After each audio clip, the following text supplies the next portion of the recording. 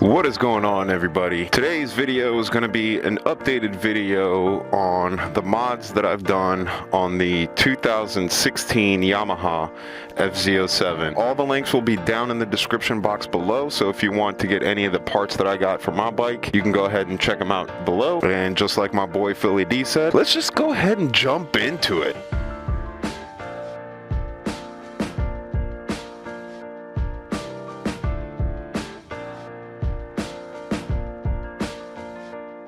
A lot of these mods I covered on my last video, so I'll just touch on them real quick. First thing that I did was I got a new windscreen. If you really want to call it a windscreen, it doesn't do anything in terms of blocking any wind, but it does make the bike look a lot better. There's nothing here before, so it's just empty space, and it kind of looked ugly, especially when they had these two orange bubbles out here. So this windscreen cleans up the front a lot better. And staying in the front, the next thing that I did was I removed those big giant orange bubble turn signals and replaced them with flush mounted blacked out LED turn signals. These were really easy to install. It's a plug and play system. You just unplug the old ones and plug these new ones back in and you're all done. They just make the bike look a lot sleeker, I think.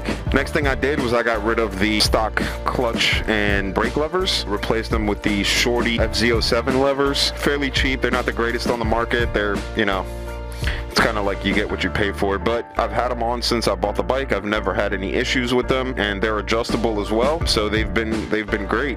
Now, if you remember from my last video, I had bar end mirrors, but they were the circular kind, and I wanted to get these ones. One, because I found myself looking down a bit too much with those circular mirrors, and two, I think they match the look of the bike a lot better in terms of the angles of the bike. I'll put a little side by side right here to show what it looks like with the round bar end mirrors and with these bar end mirrors, and you can tell me which one you prefer. These are adjustable. You can make like double horn, you can put them out to the side like that, however you want to do them. I like to do it a little bit more like this. The next things that I did get that wasn't in the last video was I got some axle sliders from T-Rex. Actually, I got the front axle sliders, the frame sliders, and the rear axle sliders all at the same time. I installed them all together. It took about an hour. These were really easy to install. They're real sturdy, and hopefully they protect my bike if I ever go down. Hopefully I won't. Womatech frame sliders. Like I said, I bought them with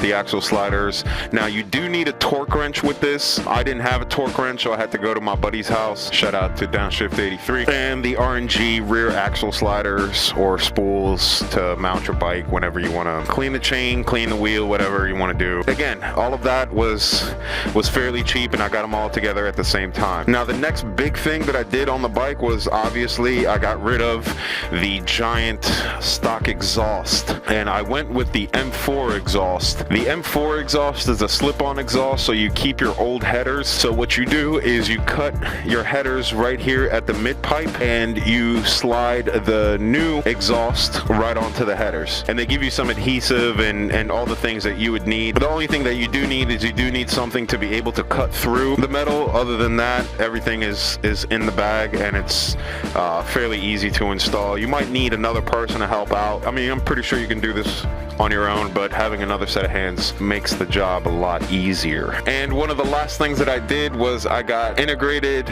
turn signals and tail light with the fender eliminator. Now, with the fender eliminator, I got the one that had the rear turn signal mount, but I already had an integrated tail light with the turn signals built in, so I didn't need it. And I had these pieces of metal that were just sticking out, so I just went ahead, and you can see right there that I just cut right through rather than just buy a whole new fender eliminator. It works out. It's, you know, it's fine. It makes the bike look a lot sleeker. The next thing was kind of a happenstance. I didn't really plan on doing this, but when I was at my buddy's house to replace the exhaust, I wanted to take out the rear foot pegs, and he just so happened to have, he didn't build this, he didn't, you know, do anything, he just had this piece laying around, a blue metal piece that had the shape that I would need for the bike. He just kind of shaved down the edges so it won't be as sharp, and stock bolt, little zip tie, and I think it makes the tail end of the bike look a lot sleeker. I don't really carry any passengers on, so I don't need the rear foot pegs, but if you do, obviously you might want to keep them on. So that's pretty much it. This is what I've done to my bike. The only thing that I might do do in the future, well, one thing I definitely will do is I need to do an ECU flash. But other than that, this is my 2016 Yamaha FZ-07. Hope you guys enjoyed today's video. If you did, please hit that like button. Let's see if we can pass our last video's record of 4. If you've done anything to your bike, I'd love to see it. If you have any videos or anything like that, go ahead and link them down below. Appreciate you guys watching, and as always,